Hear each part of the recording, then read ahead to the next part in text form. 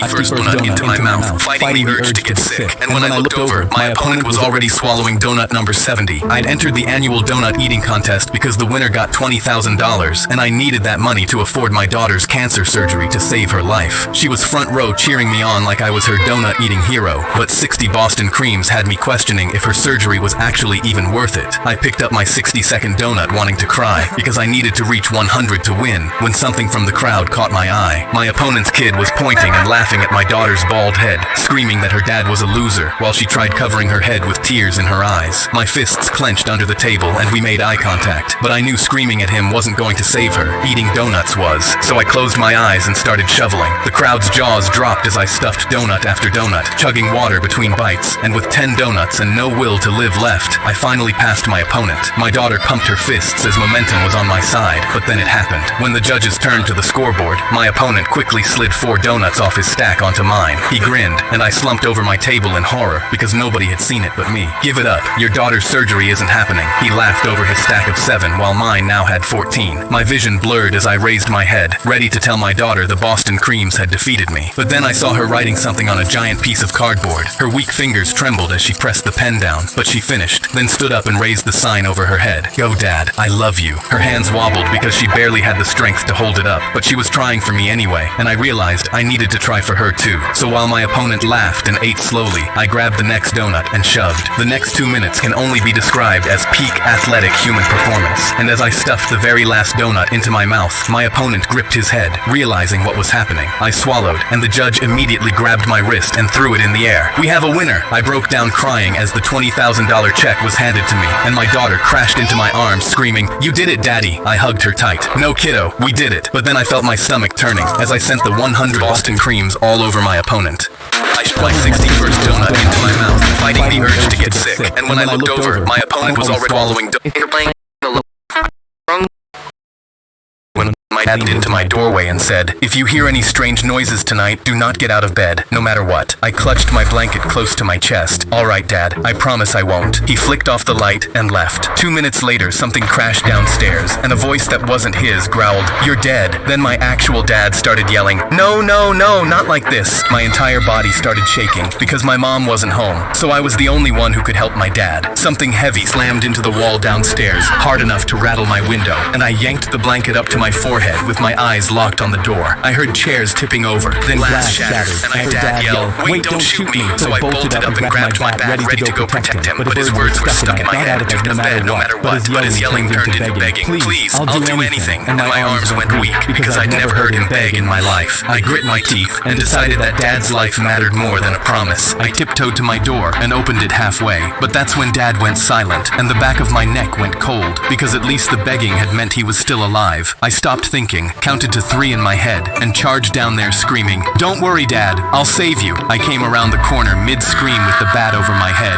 and there was Dad on the couch with a headset on, yelling, "No, don't shoot me," at the TV. The growl blasted out of the speakers again. "You're dead, old man." Dad saw me, ripped the headset off, and said, "Your mom banned me from playing, so I had to get creative." Turns out, my dad just wanted to play the game without me or Mom knowing, and the voices had been him arguing with a kid online. I dropped the bat, and he pointed the controller at me. "This is exactly why I told you to stay in bed. You better not tell your mother." He yanked me down onto the couch and shoved the second controller into my hands while I was still catching my breath.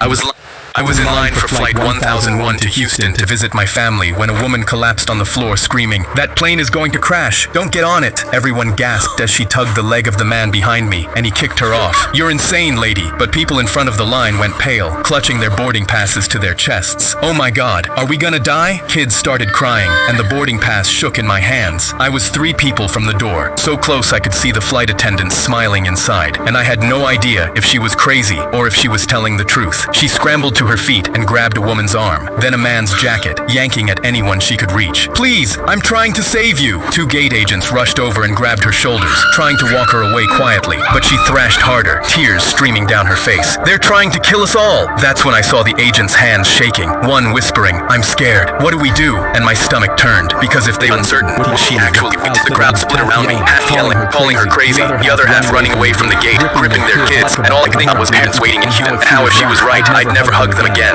Then security stormed in and grabbed her, dragging her toward exit as she clawed at the floor. Tell them to check the engine! Everyone was too frozen to speak, but the way she said it, so specific, made me step up to the gate agent. I don't know if she's crazy, but could you please just check the engine? She nodded, pale, and bolted toward the jet bridge to radio the crew. The whole terminal went silent as we waited, everyone frozen, watching the jet bridge. Then the agent came running back, tears running down her face. They found a crack in the engine. If that plane had taken off, it would have gone down for sure. And everybody, some people dropped to their knees, others sobbing into their hands. She was right, but the fear melted into relief because I get to hug my parents again. But confusion hit.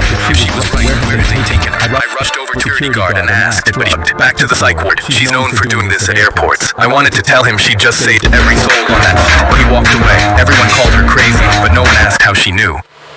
I was in line for... I was walking home from school when I saw someone dressed in a worn-out duck costume, waving at me, and my mom yanked me inside before I could get closer. She yelled, "Don't go near the duck. Legend says if you take off his mask, he'll make you regret it and never leave you alone." She said nobody knew where he came from. I peeked through the window and watched two kids sprint past the duck as he quacked at them, screaming. But I had no friends and ate lunch alone behind the bleachers every day, so I figured unmasking him was the most interesting thing that would happen to me all year. So the next day, I went looking for him. I spotted the duck quacking at kids on the corner, so I crouched behind a bush and crept up behind him. Right as my fingers grazed the mask, his head snapped around and stared dead at me. The beak was inches from my face, and I bolted. The duck took off after me. Quack, quack. I sprinted toward my house, but he stayed right on me. Was he about to kidnap me? Was the legend true? Then there was 1 second where I felt his fingers touch my backpack, and didn't, and that scared me more than if he had. I saw him close behind me and realized this waddling weirdo was the most attention anyone had paid me in months. But every time I cut toward my street, he swung in front of me and steered me the other way, like he was leading me somewhere. Then I heard it say, "Wait, wait!" He chased me into a random backyard, and I hit a tall fence with nowhere left to run. I shut my eyes and yanked the mask off, bracing for the worst. But when I saw who was underneath, my jaw dropped. Instead of a scary man, it was just a big kid, hugging the duck head to his chest. "Please don't run away. This is my backyard. I only want a friend to play with." Behind him, a board game sat laid out on the grass with 2 chairs facing each other. The duck turned to me and said, "Also, I waved at you earlier because I sit alone behind the bleachers too, and I see you sit alone. Want to sit together tomorrow?" I grabbed his duck hand and nodded. I was walking home from... I stepped on the plane for my very first flight lesson, but as soon as we were in the air, my instructor gripped my shoulder. "I won't teach you what I'm supposed to. Instead, here's everything you need to know in case you start to crash." He showed me how to tilt the plane upright and how to level the wheels for a crash landing, all while I asked why I needed to know this. That's when he gripped my shoulder, because I have nothing to live for. I saw tears in his eyes, and my stomach dropped. My wife cheated on me. There's nothing left. He opened the door and stepped towards it before I could respond. The whole cabin roared with wind as he looked at me. "I've taught you everything you need." I reached for him, but he was already tipping over. I gripped my head in disbelief as he fell from the sky. Then I looked back at the million buttons I didn't understand and realized in horror I had to land this plane on my own. I sat down with my legs shaking, but when I grabbed the wheel, we instantly started diving. I tried to pull like he said, but the diving got worse. I pressed random buttons, hoping for the best, but all I got was an alarm blaring. That's when I pulled out my phone. I YouTubed how to land a small plane and propped it against the dash, muttering to myself. I gripped the wheel with one hand, using my other to pause the video every few seconds so I could copy the guy. The ground got closer, and the plane tilted and turned, but I managed to steady it just enough. The plane hit the grass hard, sideways. My head hit the dashboard and started bleeding, but I got up and ran out on the same field my instructor had jumped. I couldn't believe I was alive, but then I saw the ambulance across the field. They were pulling a white sheet over my instructor's body. He'd left me all alone up there with no training, and I still don't know how I wasn't under a sheet right beside him. I stepped on the plane, my very first... Oh my god. Okay. The day I moved into Dad's house, the first thing he did was